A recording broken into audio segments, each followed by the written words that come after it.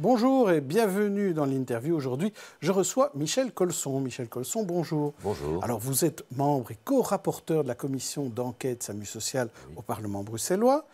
Et vous avez été pendant longtemps président de CPS. Donc, les CPS, vous les connaissez.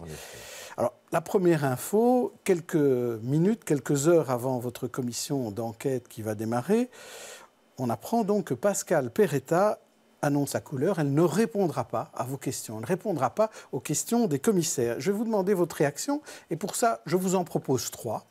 Vous allez choisir parmi ces 3 réactions. La première, c'est un attentat contre la commission d'enquête, c'est un scandale.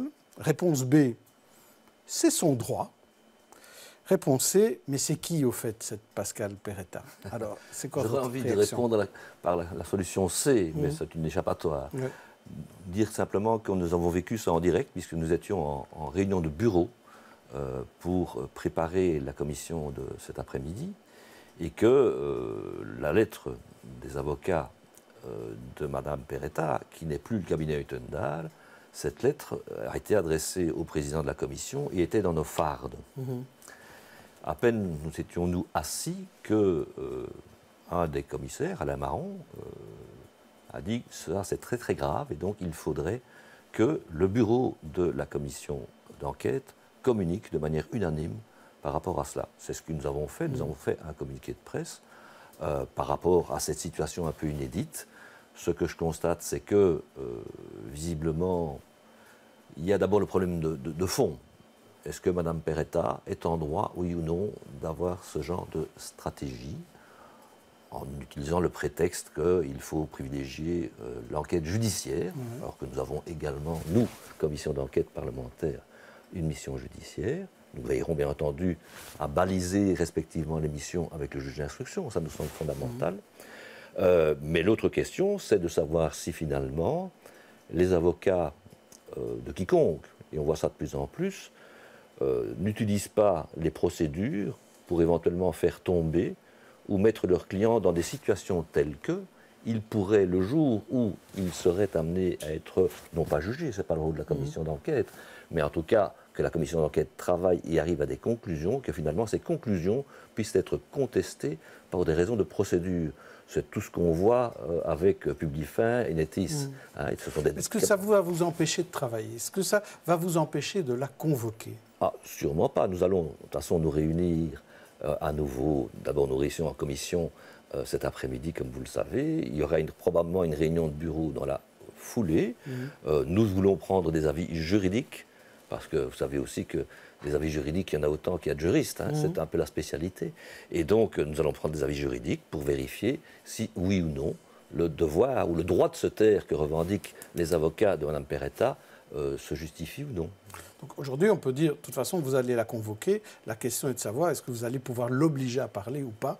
Point d'interrogation. Bien entendu, puisque la lettre que la presse a, visiblement, et on demande même si elle n'a pas eu avant les commissaires ou les membres du bureau en tout cas, dit clairement que Mme Perretta ne se soustraira pas. Elle nous donne même des dates, parce qu'après elle est en vacances, nous peut-être pas. Et elle dit de toute façon, je ne viendrai rien dire. Bon, voilà, on prend acte de cela. On vérifie si juridiquement ça tient la route. Et puis, en tout cas, nous allons continuer, bien entendu. Ça pourrait se passer avec d'autres, avec Yvan Mayer, par exemple. Ah, ça risque d'être contagieux, évidemment. Alors, le SAMU social, on va en profiter un peu pour faire un peu d'histoire, parce que c'est merveilleux. Vous avez été pendant 18 ans président de la CPS à Boitsfort. Oui. Vous êtes aujourd'hui membre de la commission et co-rapporteur, on l'a dit. Et en plus, vous avez même été membre du conseil d'administration du SAMU social jusqu'en 2004. Oui, en effet. Alors, expliquez-nous ça. Comment êtes-vous arrivé au sein du SAMU social, d'abord? Mais je crois que donc, nous sommes arrivés... Enfin, nous, ce n'est pas un nous majestatif. Donc, en tout cas, Yvan Mayer, Anne Erscovici, je crois. C'était la présidente du CPS d'Ixelles, une écolo. Il y avait en tout cas une nouvelle génération, qui était jeune à l'époque, en tout cas des gens neufs, qui étaient arrivés à la présidence des CPS, non pas comme un lot de consolation, parce qu'ils n'étaient pas échevins. Et donc, je crois que ça a créé des liens au-delà des aspects partisans et politiques. Et donc, assez rapidement, on s'est mis d'accord pour défendre cet outil qu'on considère encore comme un outil performant et qui a besoin d'être défendu. Et puis, dans la foulée de ces contacts que nous avions de manière régulière, nous avons été amenés à être à la table pour réfléchir déjà à sauver un autre outil qui était le CASU. Le CASU était en difficulté, le CASU bénéficiait d'une série de personnels, je crois me rappeler que c'était du ACS, etc. Et le CASU, pour des raisons dont je ne me rappelle plus, était en difficulté de gestion et au bord de la faillite. Et donc nous nous sommes réunis à quelques-uns, et nous n'étions pas encore à ce moment-là, je crois, administrateurs du SAMU, qui a été créé sous les cendres du CASU. Nous avons été amenés à essayer de sauver cet outil. Philippe Pivin, par ailleurs, a participé à certaines réunions. Il n'a jamais été, je m'en excuse auprès de lui, je m'en suis expliqué, il n'a jamais été membre du SAMU, comme je l'ai été. Vous avez été membre, oui. Et finalement, à un moment donné, vous décidez de le quitter. Oui. Et c'était déjà à cause d'une affaire concernant Pascal Perretta. C'était en tout cas, le souvenir que j'en ai, et malheureusement, d'abord je crois qu'il y avait très très peu d'archives déjà à l'époque. Moi je peux peut-être vous le rappeler, il y a une histoire de caisse noire à l'époque, d'argent distribué au personnel en noir, et on décide à un moment donné de démissionner Pascal Perretta, qui dirigeait le SAMU à l'époque. Écoutez, je vais vous répondre tout à fait franchement, je me rappelle de cette histoire, mais je ne me rappelle pas en tout cas qu'elle était traitée au conseil d'administration du SAMU. Je me rappelle en tout cas les raisons pour lesquelles en même temps qu'Anne Erscovici d'ailleurs, nous avons décidé à deux de claquer la porte. C'est parce que, et nous avions déjà dénoncé à plusieurs reprises, c'est-à-dire qu'une fois que le CASU a été sauvé, que le SAMU a démarré, il n'y a plus eu de réunion de conseil d'administration. En tout cas, c'est mon souvenir. Et donc, j'ai téléphoné plusieurs fois à Yvan Maillard en disant il faut réunir le conseil d'administration, oui, et rien ne venait. J'ai peut-être mis trop de temps d'ailleurs. Et finalement, la goutte qui a fait déborder le vase, en tout cas c'est mon souvenir, il faudra vérifier auprès d'Anersco, ce n'est pas cette affaire de Pascal Perretta et de caisse noire, c'est le fait qu'un jour, je suis invité, je ne sais plus à quel titre, à inaugurer un bâtiment, je crois, offert par la région, et donc c'est quelque chose à éclaircir. Je crois me rappeler que je suis au cabinet de Donéa à l'époque comme belle-mère FDF d'un gouvernement AMR, et je reçois un carton d'invitation m'invitant à inaugurer un bâtiment mis à disposition par la région pour le SAMU. Je suis administrateur du SAMU et je n'en sais rien. Je téléphone à Anne Erscovici, je lui dis écoute, ça, maintenant, ça c'est plus possible, ok, boum, boum, et on démissionne. Et objectivement, peut-être je dois m'en vouloir à ce sujet-là, je n'ai pas vérifié. J'ai vérifié que cette démission a été actée un an après. Un an après, je démissionne en octobre 2014 et c'est acté au Moniteur en novembre 2015. 2005, pardon, excusez-moi. Ah oui. Donc, cette affaire se termine. Oui. Et puis, en 2013, on apprend que Pascal Perretta a un salaire énorme, près de 200 000 euros bruts par an. Elle bénéficie d'un logement du CPS.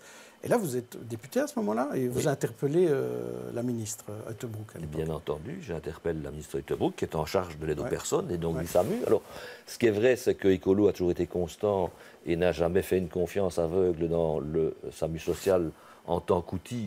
Il y a une critique politique derrière ça. Et donc, il a créé une espèce de contre-SAMU qui est la Strada. Mais il l'a fait sur une base pluraliste, transparente, etc. Mais ils n'ont jamais su enrayer le phénomène du grossisme. Du SAMU. Et donc, Mme Uttebroeck est aux affaires, je suis dans l'opposition et je l'interpelle bien entendu. C'est l'époque où M. Maillard devient bourgmestre,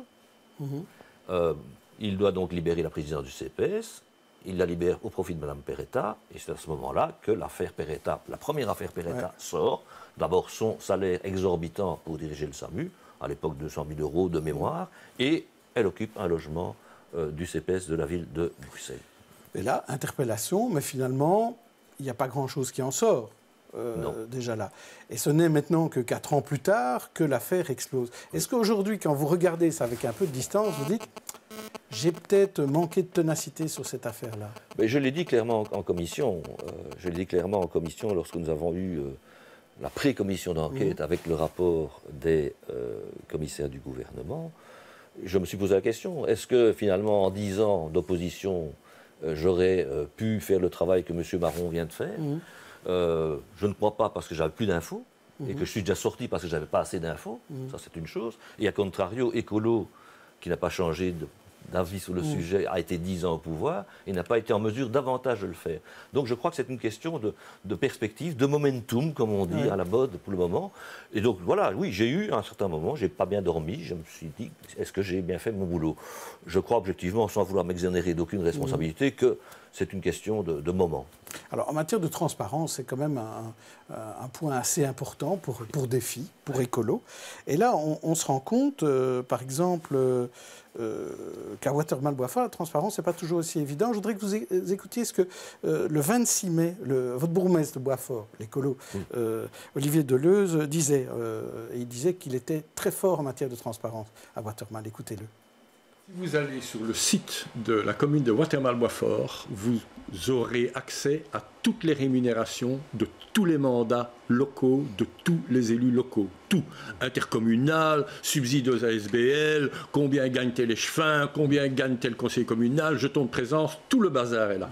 Et vous ne savez pas qui travaille ou qui ne travaille pas en étant payé la même chose que son voisin. Donc, il y a toujours des bons arguments pour ne pas être transparent. Non, ça c'est de l'apparence de transparence. Non, et ça, je trouve... De la vraie. Alors, c'était un débat avec Marc-Jean Gueissels qui n'avait pas la même vision de la transparence. Mais vous avez encore une autre vision, parce que vous dites, en fait, les écolos, ils ne vont pas jusqu'au bout de la transparence. Mais M. Deleuze est arrivé au pouvoir avec une coalition que l'on connaît, qui est un peu courte.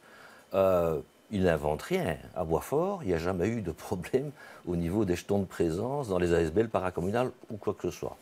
Bon, ben voilà, je crois qu'on est tous dans un rôle où chacun veut laver plus blanc que blanc.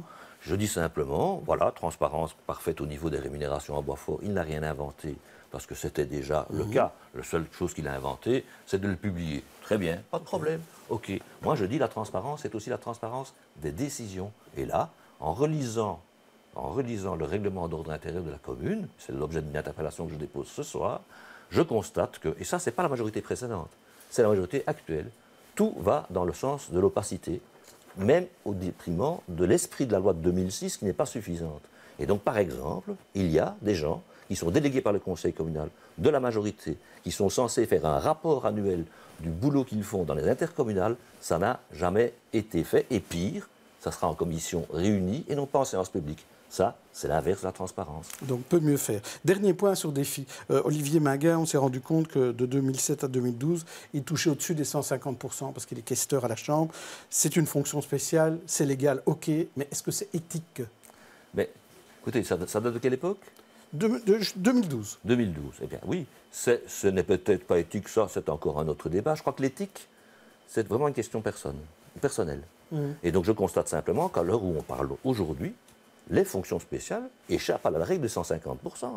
Il n'y a aucun souci dans toutes les assemblées.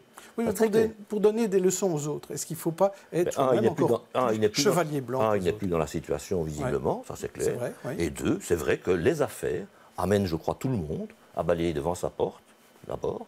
Et donc nous avons élaboré déjà, hors affaire, une série de règles en matière de bonne gouvernance que nous défendons tous azimuts dans les groupes de travail, dans tous les échelons de pouvoir où nous avons une quelconque influence.